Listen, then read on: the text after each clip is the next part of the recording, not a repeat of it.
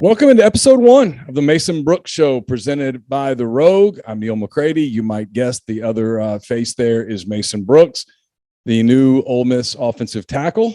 We haven't had a chance to really write about Mason since he signed in January. I've talked to him, but we haven't really written a lot other than the story when he first committed, I guess is the right word, or committed to transfer. I'm not sure what all the new transfer portal words are that are different than high school recruiting. But regardless, we'll get into all of that stuff. We'll tell his story a little bit. It's spring break week. Mason, I think you're back in Texas. Is that right? Yeah, I'm taking it easy this year. No big beach trip for me. So just some good old Texas home cooking and hanging out. All right. Before we get rolling, let me tell you, this show will be brought to you all year long by The Rogue, 4450 I-55 North in Jackson. It's a great place to get all of your fine menswear shopping done. They also have a lot of casual stuff, just all the name brands that you've come to know and love. Great collegiate collection for the Ole Miss fan in your life. I've said this before: Mississippi State, Alabama, Auburn, LSU, whatever the case may be. They might have some of that as well as you get into gift giving and such. But they got all the name brands. Everything's there. So get in touch with them. It's therogue.com, 4450 I-55 North in Jackson. Tell Luke and the people there at The Rogue that you appreciate them making this show possible. All right. So you taking your mom line dancing. Is that what you said later today? Yeah, no, I think me, my mom, and my sister are actually going to get some sushi at a local spot, which isn't very Texan. And then, I'm going to go to a country western bar and throw on the old boots and see if I can hop around there. I saw the hat before you got rolling. Can you show the people the hat? Yeah, because this will be good. The full Texan get up for you there. So I'm all set up. I got the jeans on, the boots on, so I'm ready to go. I've always said I wanted one of those hats. Gotta get you one. I gotta get one. I'll probably wear that when I'm doing the walk through the Grove this season. So it's part of me and how I grew up. So yeah. So let's talk about that. You grew up in Texas. Coming out of high school, how was it that a guy who just 4 years later gets offered by freaking everyone, right? I mean, you had a very good career at Western Kentucky, and we'll talk about that as time goes on. But how was it as a high schooler? I think Western Kentucky was your only offer, correct? Yeah, Western Kentucky and Liberty were my only FBS offers, and actually Liberty ended up pulling their offers. So my only committable FBS offer was Western Kentucky. So it's a big difference, the second time around, but definitely what you would say under-recruited, perhaps overlooked coming out of high school. So was some of that you were a late bloomer, or was the size came late, or what was it? I mean, I was 250 pounds, coming out of high school, 240. So not incredibly small, but definitely not, playing late for a power five or even a group of five. I'm also just a pretty lean guy. So 240 on me looked more like 220. I mean, heck, I'm 320 right now, and you probably couldn't tell unless you knew football like that. So I think a lot of the teams saw me and saw, maybe some potential in me, but didn't want to take the time to sit down and develop a tackle when you can just go get one that's a little bit more down the road. And so most of my offers were FCS, junior college, teams that, don't have the opportunity to get those finished products and have to develop guys. And so that was kind of the case at Western as well. In many ways, man, you were a trailblazer if you think about it, because that's what it's like now with the transfer portal, right? I mean, schools are not as inclined to take the Mason Brooks from when you were 17 years old and bring you in and put you in a weight room and go, okay, here's the deal. You're not going to play for 2 years. We're going to develop you, and we're going to get you in a weight room, and we're going to get you strong, and we're going to work on your flexibility and all those things. And then in 3 years, we'll put you on the field and boom, you'll play. Now it's like, no, we're going to let somebody else do the development. And then when you get developed, we'll go get you. Right. I mean, so you were kind of ahead of the time, really. I was, and they say too, just with how the defensive end positions changing and the tackle positions changing, they're more inclined to try to go find your tight ends that you can put some weight on rather than your big brothers, you got to knock 50 pounds off of. So that was good for me to trailblaze in that category as well. Being a skinny guy that had to throw 80 pounds on.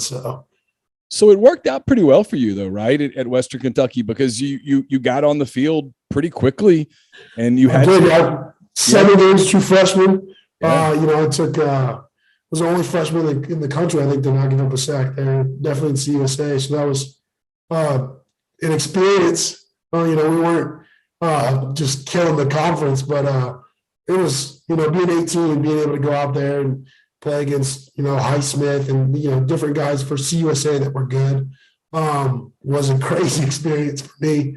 I just 280 pounds, every week was kind of an experience. So it was good. But, pretty much from the jump, I thought I was going to get a little bit more developed time than I did, but, they were ready to go there with a couple of injuries. I was out there a little earlier than I expected. So. And you had some pretty good coaching there at Western Kentucky too, right? That helped your career in terms of advancement a good bit as well. Absolutely. We kind of had a rotating door of O-line coaches, which was good. But I got to play under my first coach was TJ Woods, who was a veteran O-line coach, coached in Wisconsin, really paved the way good. And then my next coach was Mike Goff, who played in the NFL for almost 20 years, just a plethora of knowledge there. And then finally, Stephen Hamby, the last O-line coach I had, made it hard to not go to Texas Tech. Lots of love for that guy. Absolutely brilliant, really good at working with what everyone has to offer. So, really 3 great coaches there. You got Coach Helton and then Kinley. Obviously, the success we have with Zappy speaks for itself. But really a great program to be at. Felt so blessed to be there. Obviously blessed to have this opportunity, but a cool way to have a career, a great place to be at. So I was very thankful for everything that came out of that school. Obviously coming here, a new step, but thankful for that last step as well. Let's talk about that decision that you got to when I guess you were at Western for 4 or 5 years, right? 4 years, yeah. Yeah, you were there for 4 full years. You had the final season of eligibility remaining. When did you decide that, hey, I think I'm going to get in the portal? And then how did that come about? And then I'm curious because you had that high school experience where in terms of the big schools, you weren't exactly getting asked out a lot. And then you get in the portal and suddenly you're the prettiest girl at the bar. I mean, everybody's wanting to get your attention. How did you handle that? Absolutely. Definitely the girl that hit puberty late there on the old recruitment. It was a unique deal. I mean, you're talking about 4 years at Western. I kind of had some NFL interest a little bit. It's, a little harder to draw eyes there. We had some really talented players at Western. D'Angelo Malone's a DN who's very talented. So definitely brought some guys in there. Kind of thought maybe I could squeeze in, late in this past draft. My draft grade was on the periphery there. But just how big this class is, how many tackles were coming out this year just wasn't in my best interest. I'm a big bet on myself guy. And so wanted an opportunity to really, roll the dice, go for it all. Figured, talk to my coach, figured hop in the portal, let's just see what happened. And it took off. I mean, I wasn't even in the portal for 20, 25 minutes, and I had probably 3 or 4 phone calls, with Big Ten teams and, big Power 5 schools. And then, in a day I had 20 offers. I mean, it was nuts. And I obviously I wasn't very public about it because I didn't want it to become, nowadays with social media and everything, it's like an arms race. One school offers a player, everybody in that conference offers a player. And I didn't want it to go down like that. I wanted the team to actually have a need there at offensive tackle and to be somewhere that I could see myself fitting. So I put my cards close to the chest. But went through a tornado the same week in Kentucky, which was intense. Obviously still played the bowl game as well. So just a lot going on that week. So Lane came up to visit me, and a couple other coaches did, and it was pretty much from the moment I entered the portal to the moment I committed to Ole Miss, it was we were going. Me and my dad took 5 official visits, back to back to back. Did a little road tour of the South there as we narrowed it down. But you're talking about going from having one school to choose from to having 38. It's a bigger decision with a little bit more weight on it. So. Yeah, a lot more weight on it. So I know you went to Ole Miss for a visit. You went to Auburn for a visit. I think you went to Texas Tech for a visit. Where else did you go? We actually we didn't even finish the tour. We were supposed to visit Baylor, but it didn't end up panning out there. So Oklahoma State, Texas Tech, Auburn, and then Ole Miss. And we're going to head back to Baylor on the way back down. And we're so pleased with Ole Miss. We started to kind of narrow it down there. So the obvious question here is, what was it about Ole Miss that did it? I mean, those are all great choices, great programs, great coaches, all that stuff, right? I mean, and you weren't doing all the. I always found this was amusing, and I'm careful with this because I don't want to come across like I'm making fun of the people that do the big photo shoots and all that stuff, because different people are different ways. It's all good. But you didn't do all that stuff. I mean, you didn't do all that stuff. You were very clearly. It was more of a job interview where you were like looking, hey, where's the best place for me to advance my career to get me to where I'm trying to go professionally. And so you're looking at those schools, and all 4 of the schools we just talked about have put lots of players in the NFL. Obviously, you can go to the NFL from Oklahoma State, from Auburn, from Baylor, from Ole Miss, whatever. I mean, the NFL is going to find you if you can play. So how did you figure out where you wanted to go? I mean, it kind of got down to splitting hairs there at the end. My dad's an accountant. He's a very technical guy. So he's real good with spreadsheets. And so we kind of had a spreadsheet set up.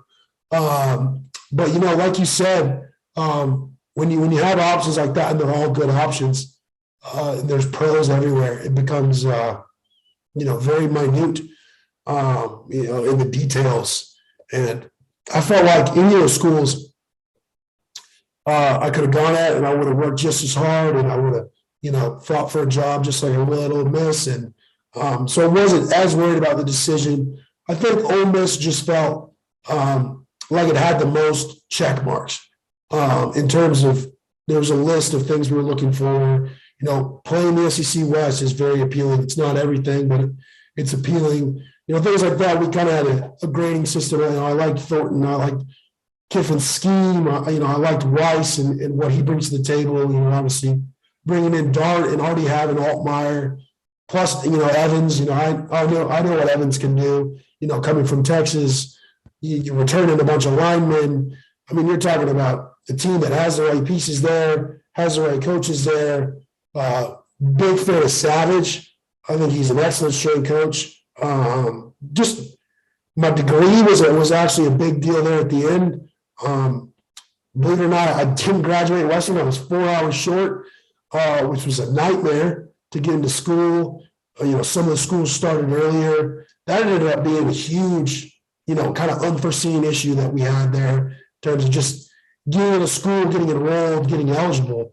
You got schools starting, 7 days before I committed to Ole Miss. It's just, fortunately, Ole Miss started late, and so it was a little bit easier for me. But just a lot of small details, but felt like those small details were best hit, in Oxford with Ole Miss, and really kind of was sitting in the hotel room with my dad, and I was just like, I think they hit the most boxes, and he was like, I agree. So we went with it, and I'm a big not look back guy, so I've been ecstatic. I feel like I was right. I like being right. I think everyone likes being right, but been really pleased with this decision to Ole Miss and where we're headed. So I'm curious. It's one of the things that people have talked about, like in this new era of transfer portal stuff. There's so many guys that are switching, like in your case from Western Kentucky, and you mentioned Jackson Dart from USC, and Michael Triggs from USC, and Troy Browns from Central Michigan, and all the TCU and everywhere. And all of you guys come together, and you've already played college ball before, and you're coming into a program with guys who've been in the program for a while, and they look at you and they're not stupid. And they look at you like, okay, he's coming in and he's going to put this spot. And that means I'm moving over, or I'm sitting another year.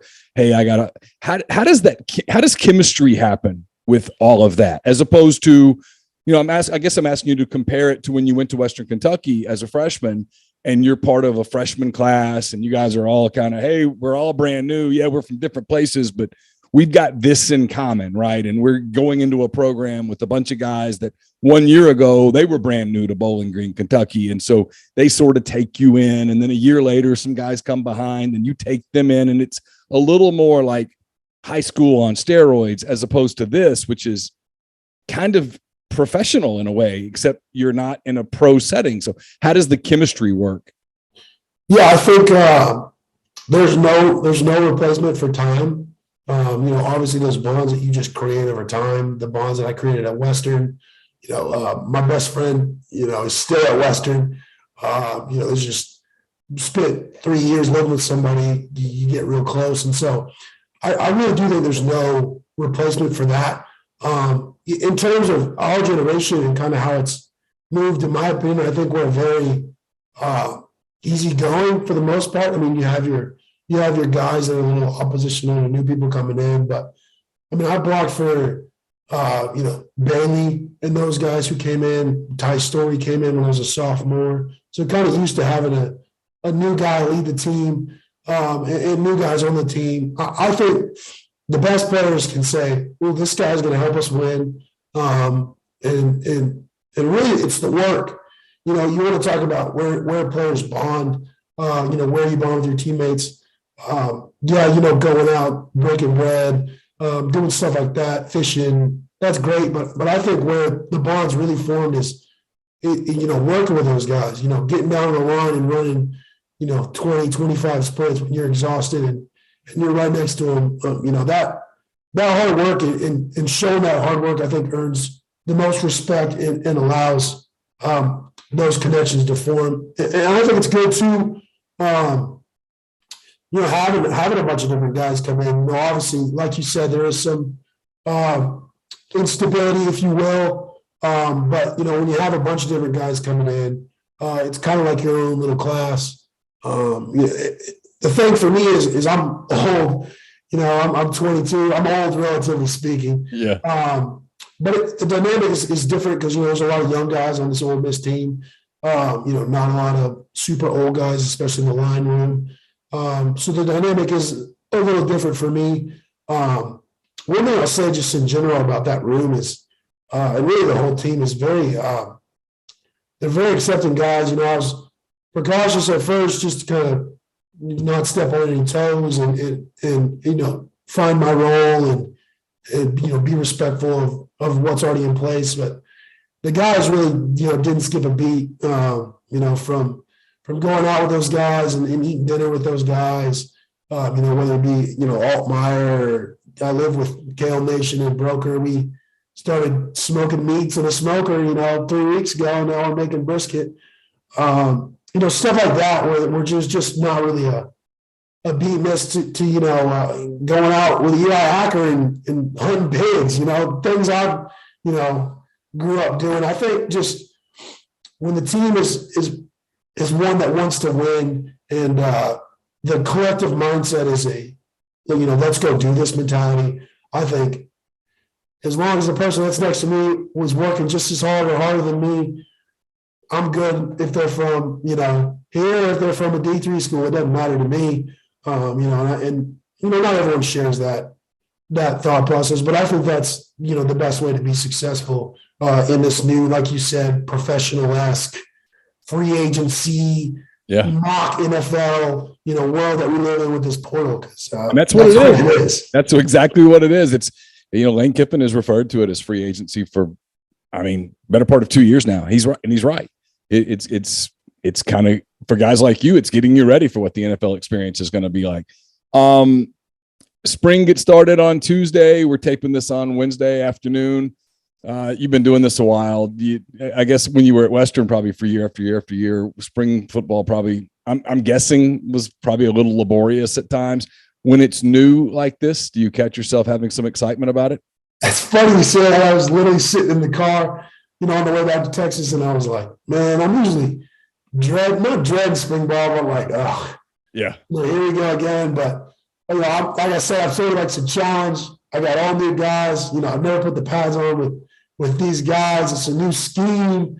I'm excited, which is, it's weird to say in the spring because you're not always pumped in the spring, but I really genuinely can't wait to put the pads on, which is exciting in the spring, because you don't always feel like that. But yeah, no, I'm amped. I'm ready to go. I think it's going to be exciting. Last couple of things, just as we wrap up. I'm curious what you mentioned playing in the SEC West. What SEC West experience do you catch yourself daydreaming mostly about? Is it going against A&M? Is it? I mean, definitely Kyle Field, some bad blood there. Just somewhere I've always wanted to play. I got buddies that play there. Yeah. Surreal, Kyle Field shakes, man. It's like kneeling. It's something special. I think, Death Valley. But I mean, to be honest with you, just being able to throw on an Ole Miss jersey, look down and wear that and have some pride in that and some history. Just like at my last school, I love, having passion for the school that I play for. I had that at Western. I love that school. I'm already falling in love with Ole Miss.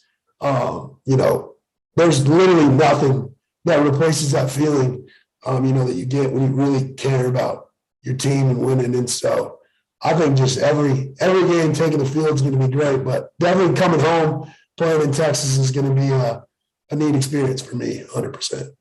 I'll get yelled at if I don't ask this. The fans, the subscribers and stuff will be like, oh, you didn't ask the hard question. So I'll ask it so that they can't say that. You've probably been through this before at high school, Western Kentucky, whatever. You got two different quarterbacks. They both are really talented. Both guys coming in. Do you as an offensive lineman keep an eye on a quarterback competition, or do you just sort of do your thing and know that there's probably a decent chance that both of them are going to play at some point in the season? I mean, I think quarterback battles are good because they allow both parties to be driven their best. I think sometimes coaches can kind of force a quarterback battle because they want to push a guy. It's not the case here. I mean, you're talking about, in my opinion, both dudes, elite level talents. I'm serious. Like I've been around Zappy, I've been around Story, I've been around, when I was a freshman, Drew Eccles, Steve Duncan. I've been around 15, 20 different quarterbacks, and obviously at a smaller level, but both the dudes can play. There's serious drive behind both Luke and Dart. And, when they're splitting reps like they are, both get even. It's hard to see one break ahead, which I'm happy. I think if you see one breaking ahead already early, maybe sign for concern. But I mean, you're going to talk about a dogfight, in my opinion, for the starting job. It's not going to be handed to anyone. I don't think any job my job, anyone's job is not handed to them. When you're playing the SEC and you're playing at Ole Miss for Lane Kiffin, I mean, you're going to work for it. And so I'm excited to see how that pans out. I can't wait to block for either of them. Both high quality dudes, high caliber dudes. I like blocking for guys that want to be great and aren't just kind of going out there and roll the helmet out or, think they're just the best thing since sliced bread. And both of those guys are humble. And so I think people are going to be excited, when they see both those guys throwing the rock. So. Well, listen, I know you got stuff to do. Enjoy the rest of your spring break. Enjoy spring football, and we'll look forward to visiting with you on the other side of the Grove Bowl. By then, you will have had some practices. You've been through your first walk through the Grove. It won't be anything like what you'll have in the fall, but it'll be a little quick glance at it. So we'll talk about that and those kind of things as spring ends and you get ready for the summer. So until then, enjoy the rest of your spring break. I look forward to talking to you. Will do. Thanks for having me, Neil. That's Mason Brooks. Remember, we're brought to you by the Rogue 4450 I-55 North in Jackson, or therogue.com. For Mason Brooks, I'm Neil McCready. Until next time, you guys take care.